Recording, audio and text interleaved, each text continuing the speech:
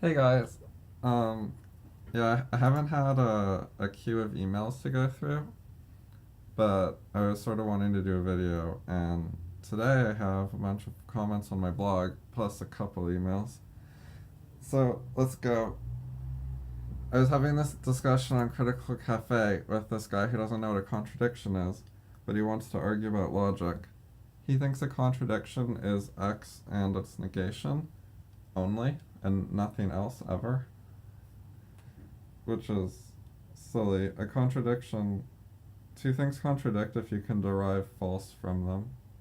Like if A and B, if you can prove that A and B is false, then A and B contradict. But he doesn't know that. But he actually said he has 50 books on logic and he hadn't heard of Zor. He also didn't know that an exclamation point was not. So I was just writing this brief email because I'm curious if he didn't know the terminology Zor, or he actually had just never heard of exclusive or in his 50 logic books that I think he exaggerated.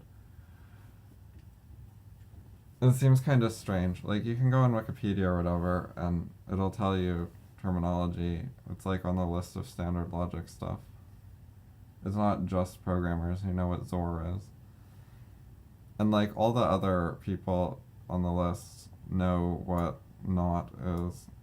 Like, this symbol for not instead of just he writes like hyphens for not, which is weird. Like, you're supposed to use either tilde or this thing, aren't you? I don't. I find using a hyphen for not like bizarre.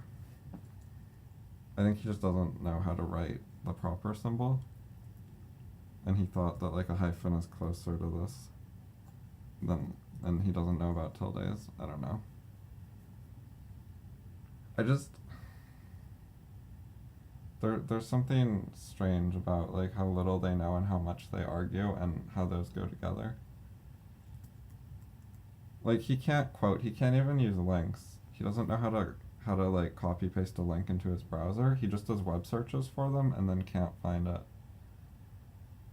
rather than actually visiting the link.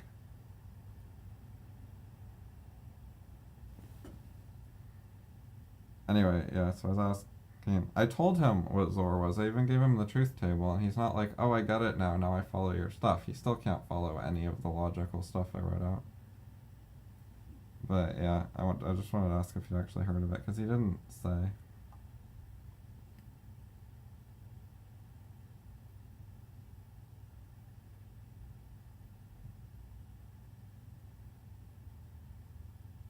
He's really sloppy too. Like, he says your terms X and Y is alien, but it's plural. Terms is plural, so not terms is.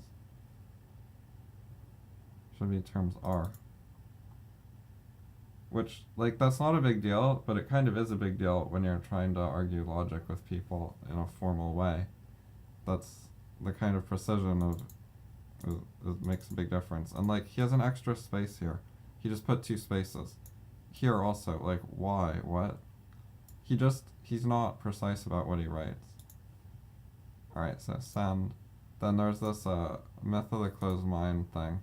So I reviewed this dude's book like some years ago.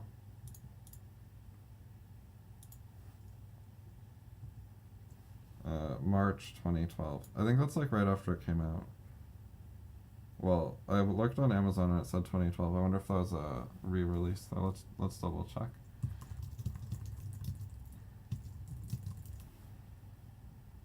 No, January. Yeah, so I reviewed it like 2 months after it came out, but he still didn't actually care to discuss it. Oh, so I wanted to show you guys. I've got new essays on FI, so you should go to fallibleideas.com. And I've got this new Taking Children Seriously essay. Put a lot of effort into this one. I recommend it. And I used Markdown and I added pretty colors. And I've got a newsletter now, so you should sign up for my newsletter. The newsletter looks like this. You just put in your email, you click sign up. You have to confirm it. You'll get an email, standard email confirmation. They make you do a CAPTCHA too, but it's just the like click a checkbox thing. Not a big deal. And then you can get my newsletter.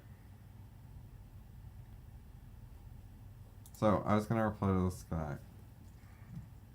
I already read this, but I saved replying for my video. Basically, he didn't like what I said at all. He disagreed, but like, so he just said nothing. But like, I didn't like his book. I thought it was bad. I disagreed with stuff, but I was willing to discuss across like a disagreement. Did he expect only to ever discuss with people who agree with him? That's the basic thing I'm sort of wondering. He's also like mad that I didn't read the entire book before saying anything, which there's certainly some advantages to that, but there's huge disadvantages too. Especially when you disagree heavily with someone, it's better to discuss as you go along, so that if you have like a misconception about chapter 1, you don't just build on it for the rest of the book before getting anything clarified. There's big advantages to trying to, when you disagree, like every other paragraph, to try to get some stuff cleared up early on.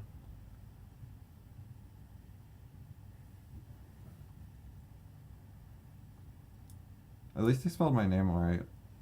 I don't know why he bothered with the Dear Elliot, but some of the people here just spell my name wrong, which, if you're not going to bother spelling my name right, just don't use my name. Like, you don't have to write my name, I don't care, but if you are going to write it, spelling it wrong is really sloppy and kind of, yeah, whatever.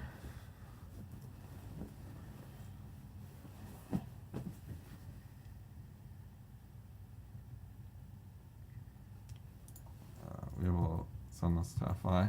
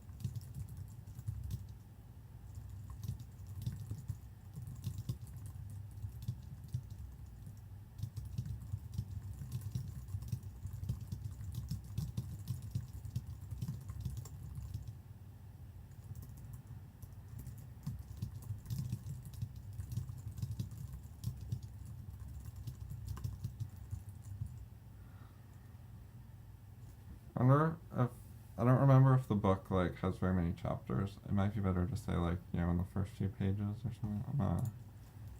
Let's check it on Amazon. I'll probably have a link here.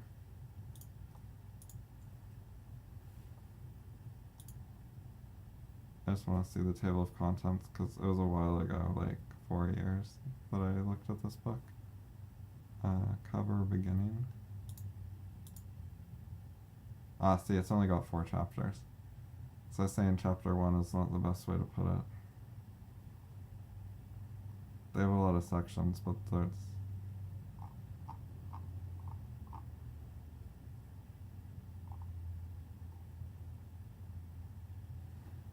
Yeah, so I'll just say something like near the start.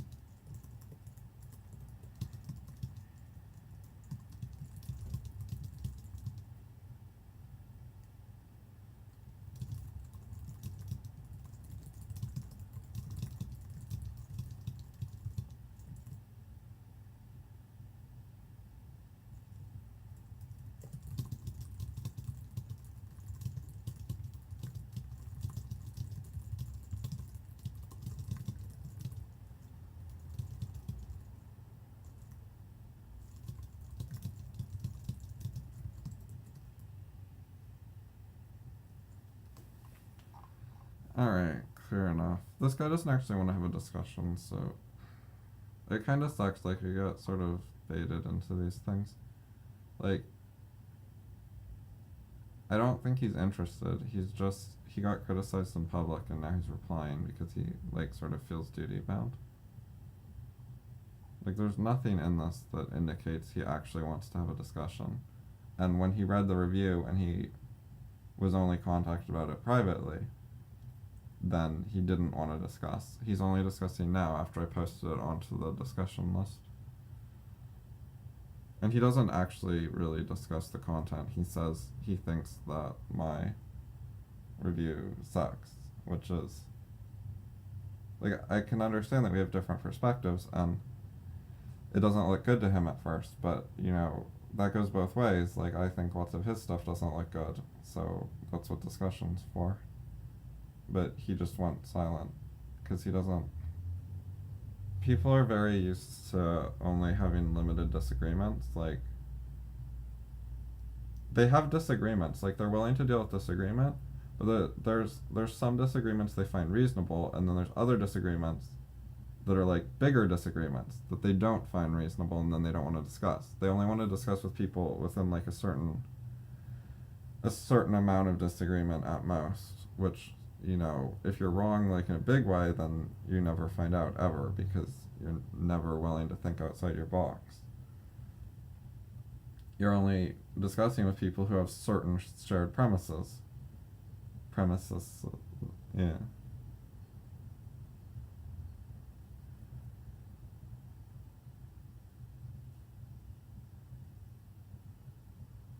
It's really bad to have, like, preconceptions about which disagreements you would ever listen to, and only listen to, like, the ones you find, like, appealing or whatever, because, like, a lot of the point of discussing disagreements is you might be wrong, and to get, like, a different perspective.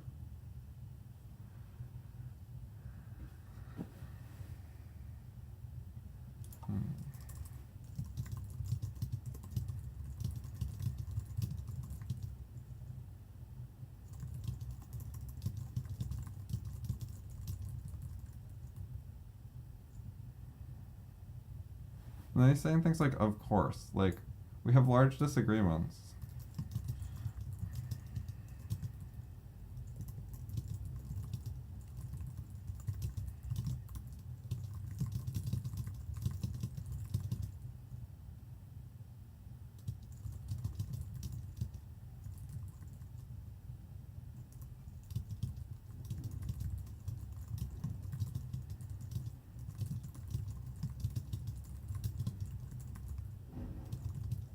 This sentence is super awkward.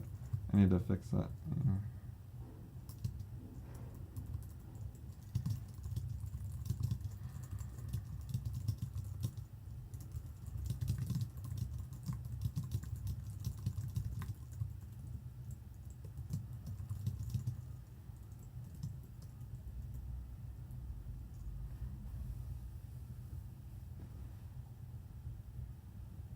I need a for example, because this is just like one minor thing. Man, psychology shows is such a bad phrase. I don't think it's a good discussion point though, because like, trying to actually argue with him about psychology would be a big distraction. Because the problem with this phrase isn't just, like, the form of it, it's also, a lot of the problems come from the actual reality of psychology. And, like, the typical and canonical ways that psychologists show things in our culture today. There's actual activities that this refers to, like certain types of studies with surveys. And, like, the reason, part of why this phrase is bad is because it's referring to surveys that are a bad way of settling certain issues. But that's a big tangent. And see, I can reply to this overreact thing though, because this, I don't have to, this is him underestimating disagreement.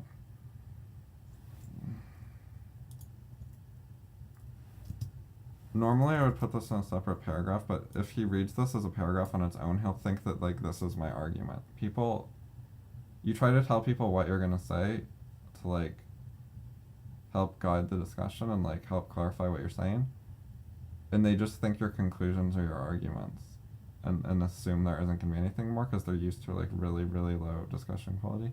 So if I keep the example in the same paragraph, it'll help prevent him from taking this the wrong way, as if I have no argument. Whereas if I just literally put it in the next paragraph, he'll think that this is supposed to stand on its own. Because people tend to try to read paragraphs in isolation. The reason it'd be better to separate it, like, if I only have one example, it doesn't really matter, and it's probably better as one paragraph. But if I'm doing a second example, then I think going, thing, example, example is a good structure, whereas going, like, thing, example, example is a little of a asymmetric and weird structure. But I'm going to do it anyways, just so he doesn't try to read this as an assertion, but on its own. Okay, so I was going to write about overreact.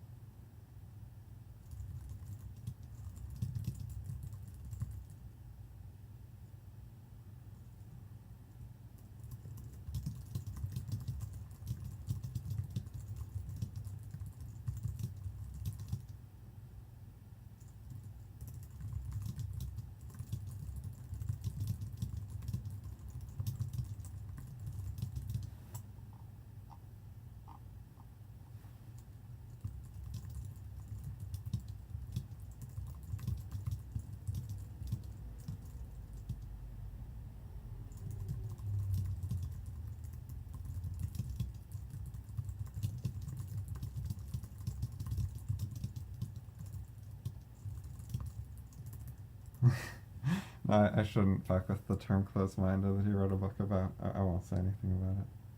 But, like, it is a bad way for him to understand other perspectives and be able to, like, think outside his box. How should I phrase that then? Normally here I'd just write, like, closed-minded. But I better put it a different way. Because, yeah, closed-minded has special meaning to this guy. Okay, so...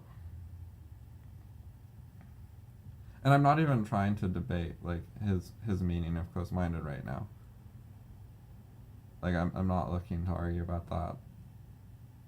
I just, what I'm saying is I shouldn't use my standard terminology because he has a book with his own terminology, and I can just say it a different way, and that'll be clearer. And it'll avoid the possibility of him reading my thing in terms of what the book says instead of just how I normally talk. So,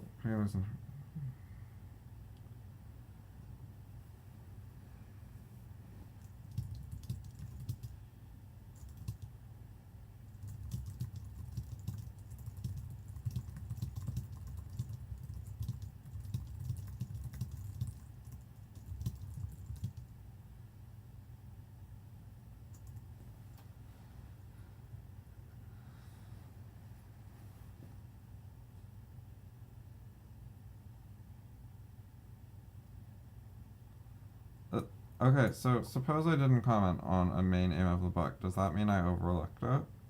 No. It means that I said some other things.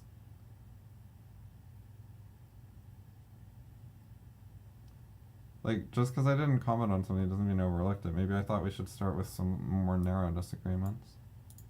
I want to double check, like, how far I got in the book. Because I don't remember offhand if I finished it. So, go to post number 6. Oh, it looks like I did get to the end.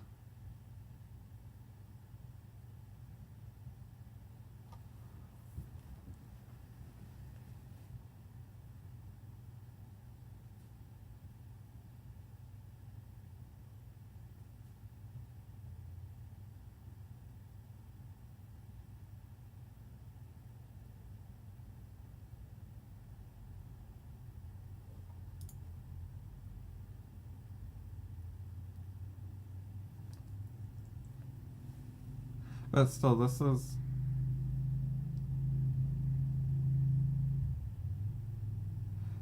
not the sort of thing that I would tend to comment on, without first having more agreement and shared perspective, because this this thing he wants me to talk about is hard to discuss. Um, Whereas there's a lot of more narrow agreements where it's a lot easier to clearly say, like, this is right, this is wrong, without having a bunch of ideas in common. Like, it takes more shared premises to have a productive discussion of this than a lot of other topics.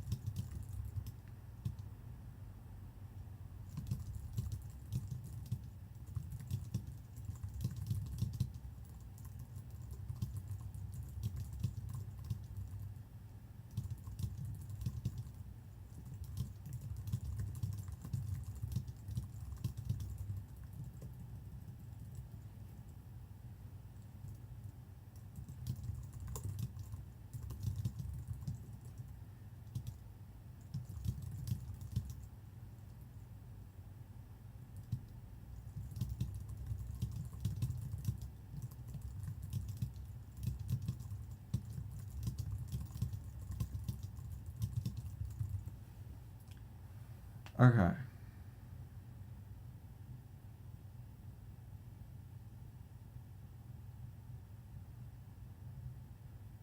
Why is he calling his own stuff an assumption?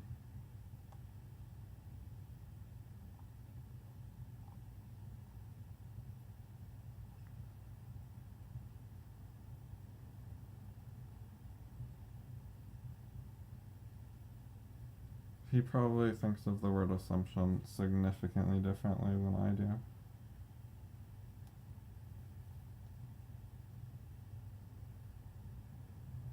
Because I think an assumption means you're basically assuming it without argument, without having reasoning.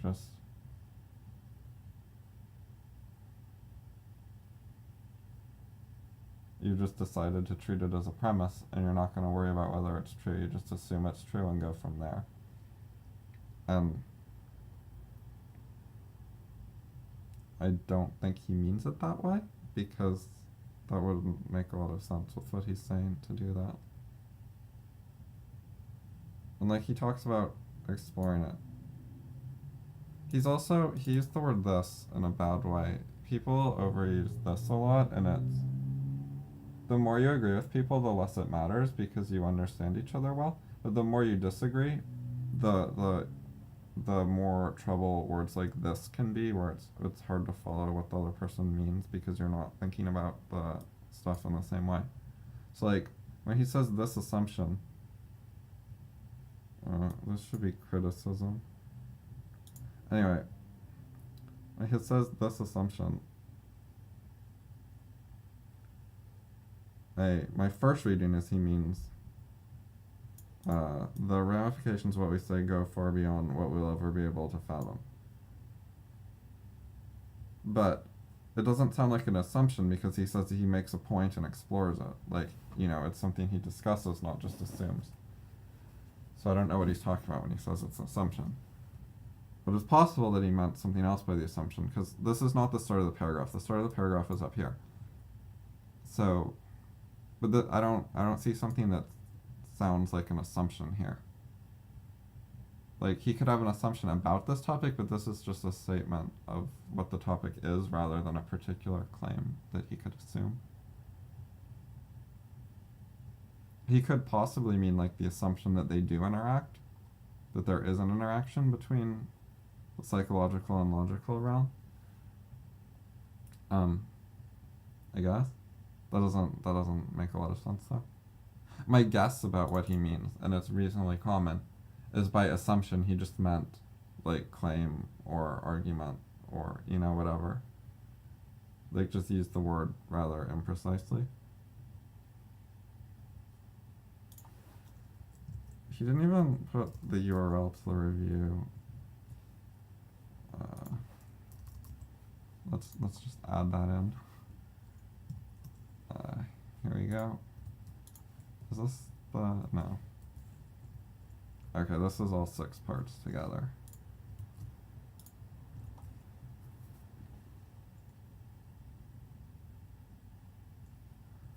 I was thinking of asking if he read the whole review.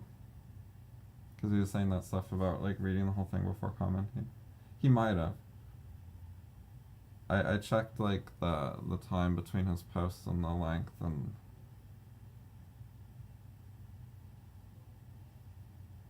yeah, he might have read it. It doesn't make that much difference. But, like, I'm curious whether he read it also, just because I wonder if he found, like, no value in the whole thing. Yeah, that was what I wanted to say. Okay.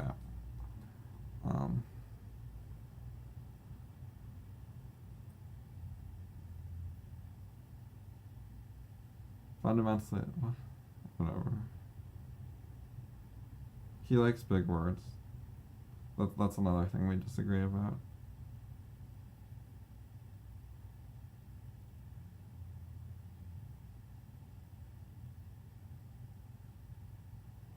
It...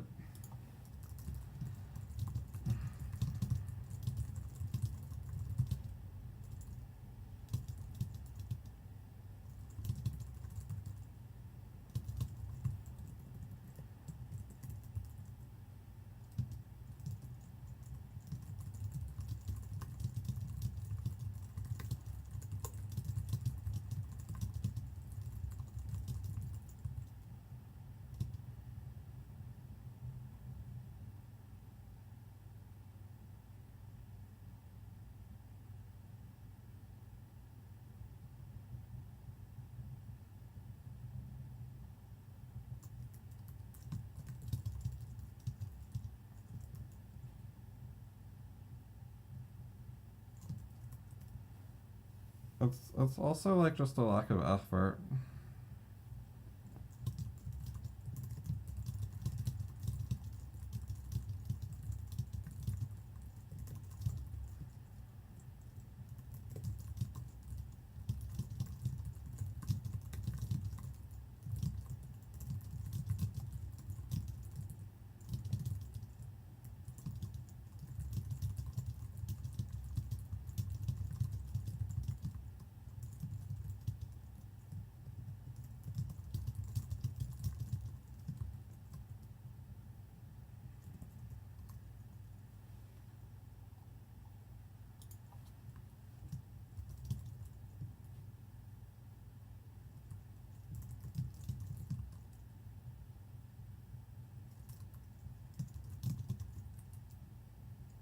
Wait, he claims they share a similar view. I think I missed that when I was reading this the first time.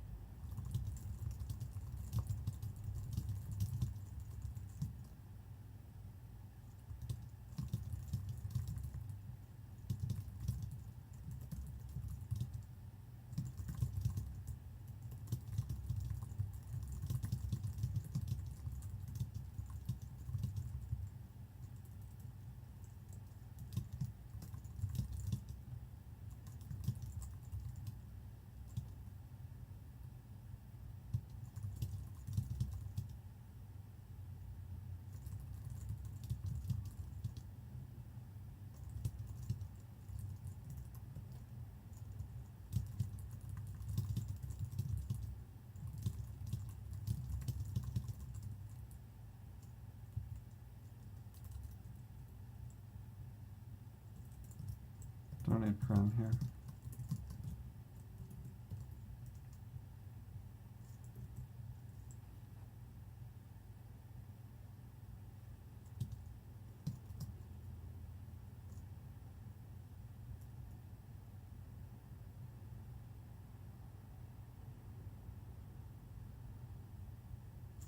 One of the things I find weird about this is I don't think he actually cares much about discussion, because it's not like he's getting overwhelmed with replies to his book.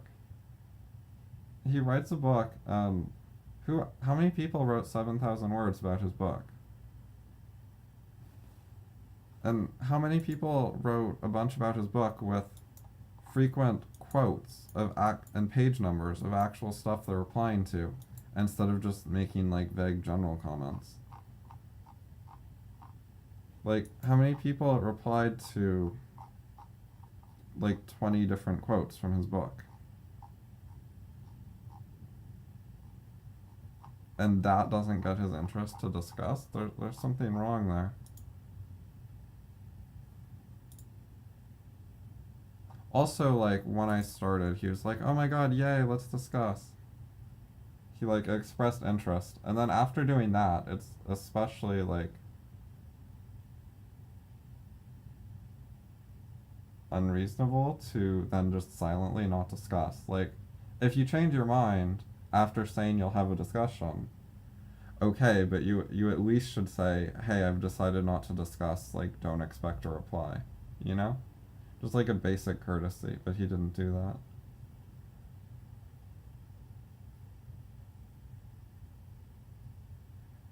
And like, what does he expect? Like, everyone who reviews his book is going to be right about everything? Or like, just suppose that I was, like, wrong a lot and dumb. Is the thing to do then to instantly give up and not even try to correct me on one point and see how I take it? Maybe if he replied to some of my mistakes, I would have said, oh wow, cool, and like wanted to learn from him. And does he have like so many people interested in learning that wouldn't be worth his time at all? No, he's not actually looking for like rational, truth-seeking discussions. He just gives up without trying, and does it in not very good ways. Bad ways. Not very good is a poor way of saying it. I should say bad when I mean bad, instead of saying not very good. Not very good is a lot of people say it like that as like a conflict avoidance thing, and it's such a common way of speaking, but I think it's bad. I should try not to say it. I'm better when I write than when I'm talking. My writing's more precise.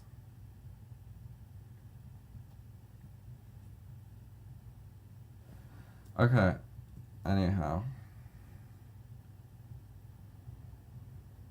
I wanted to like link some fast forward stuff, so I made like a new post on my blog here. Okay. Yeah.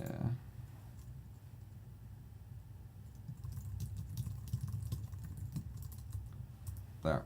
Okay, and I want to have my my newsletter signature, because I think this is like a good post that someone could be like, hey, that was pretty good, so then they might want to sign up for my newsletter. Most of the time I just have a random signature, but sometimes, like, if I'm talking to a new group of people, or that, like, if it's a new group of people, then I might want to make sure it's my newsletter signature, because that's the one I most want them to see. If there's already enough content that they might be interested.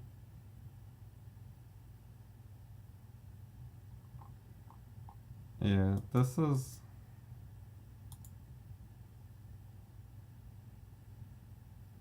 I wonder, like, how this will come off to him, because he'll probably think I'm just, like, heavily exaggerating or something, which I'm not.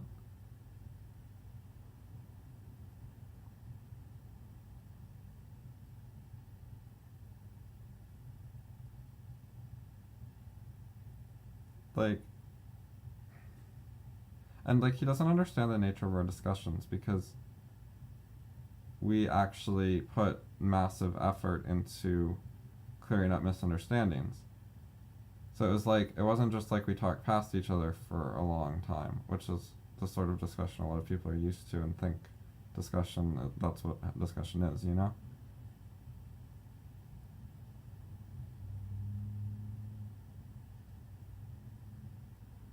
Like, we actually went through tons and tons of stuff in detail.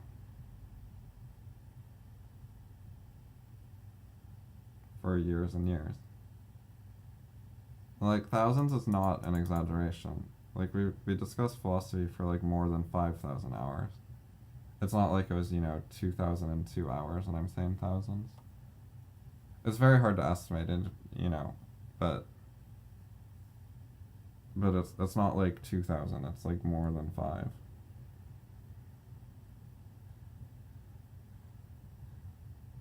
Of philosophy-related stuff, which was the substantial majority of our discussion and interaction. There was also some, physics and math and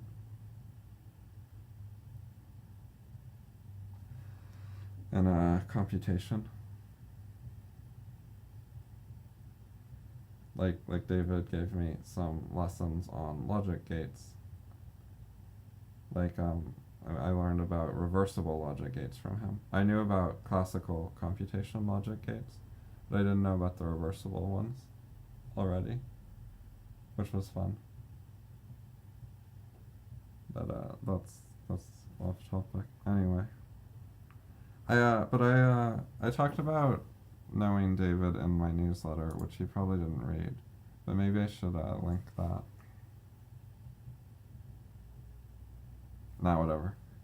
I'll link this video though, and if he watches it, then yeah. So Ray, if you watch this, I talk about my relationship with David and my philosophy background in my first newsletter, which you can. I will have it in the YouTube description. A link to it. I'll put a link there, because there's an archive page.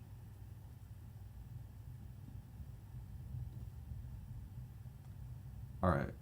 Was there anything else I wanted to say?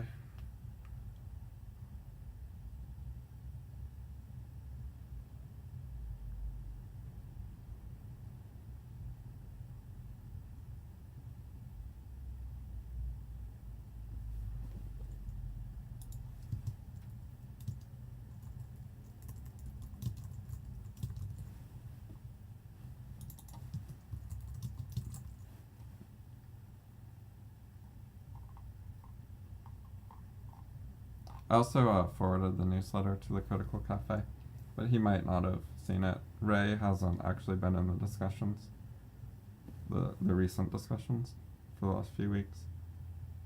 So since he hasn't been posting before this, he very well might not have seen all the emails.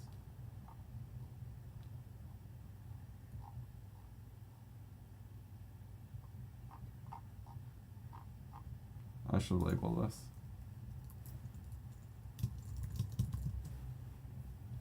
Okay.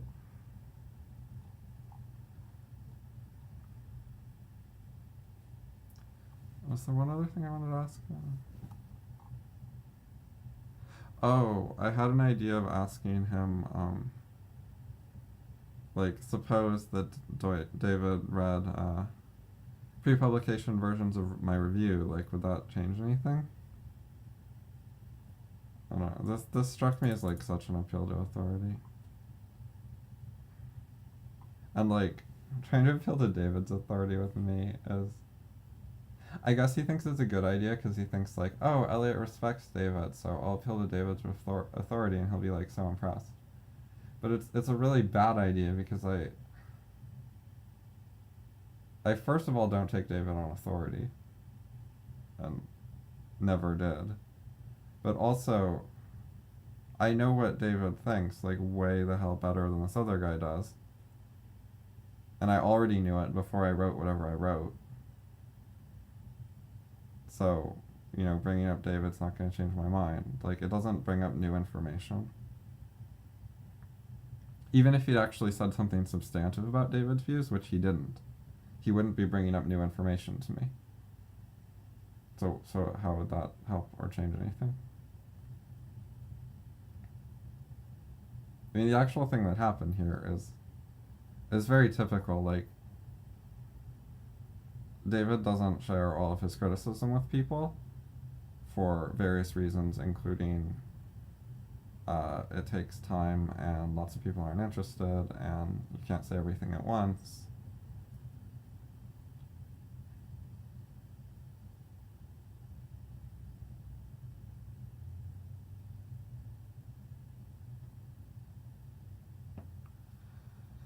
Alright, let's send it. We're done.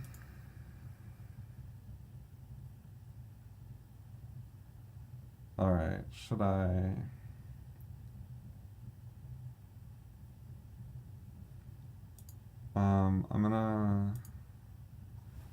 I'll do this email in the same video. I already read this one, and then after that it'll be stuff I haven't already read. Well, I read most of this. There was something I wanted to say about it. Or maybe I read all of it. What did I want to say?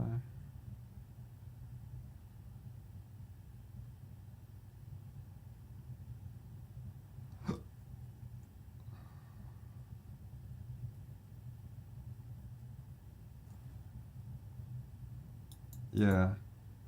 I said the Middle East instead of like Israel or the disputed territories or whatever on purpose. Because they were totally exterminating Jews in a variety of other countries during the war, not just in the fighting zones.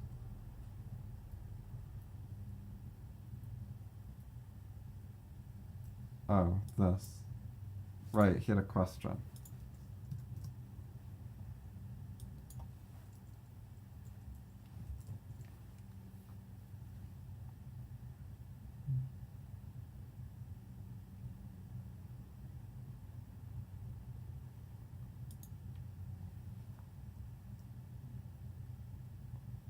No, I don't think I was going to answer this. This question doesn't make a lot of sense to me. Or it doesn't seem interesting. I don't know what to do with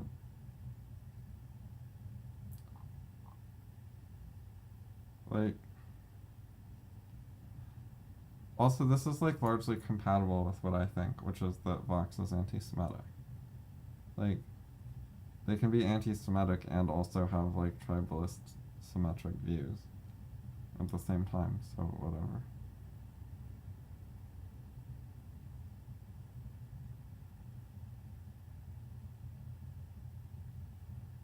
This makes it sound like hating Jews is like their whole religion. Like, they hated Jews and then they turned that into a religion, which isn't true. Like,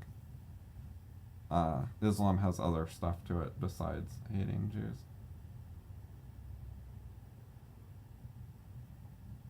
I don't think Rami really meant it that way. I think he just wrote poorly. Yeah, like it has hating Jews in it, but it also has a bunch of other stuff in the Quran. For example, mistreating women and homosexuals and all non-Muslims, like Christians, Hindus, whatever.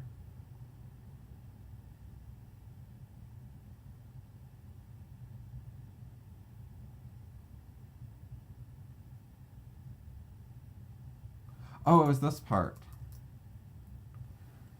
This part. There are Arabs in Israel are anti-Israel and anti-Semitic.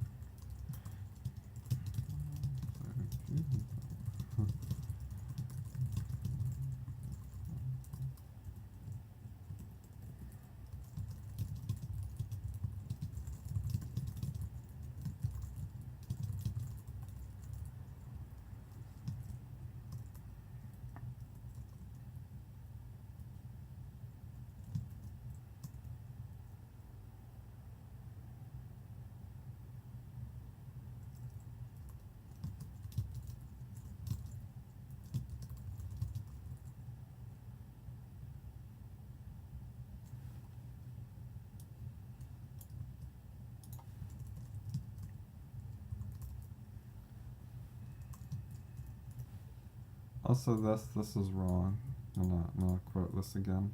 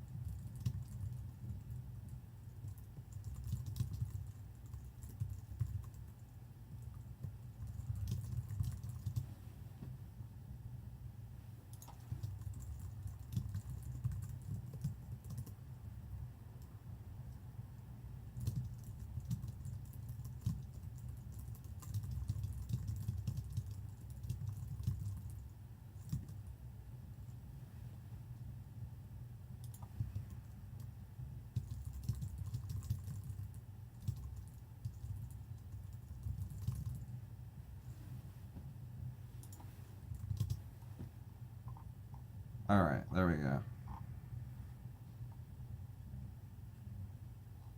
Yeah, cool.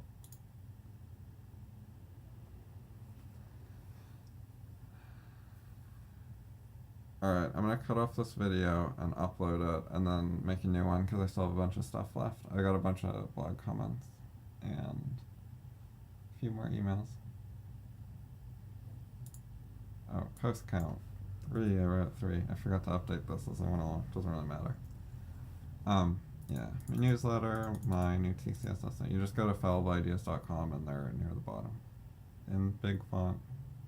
Sign up for my newsletter. If you're listening to this, then you should definitely sign up because, you know, if you like my stuff at all, then sign up. It wouldn't make a lot of sense to listen to my much more obscure YouTube videos and then skip my newsletter. Alright.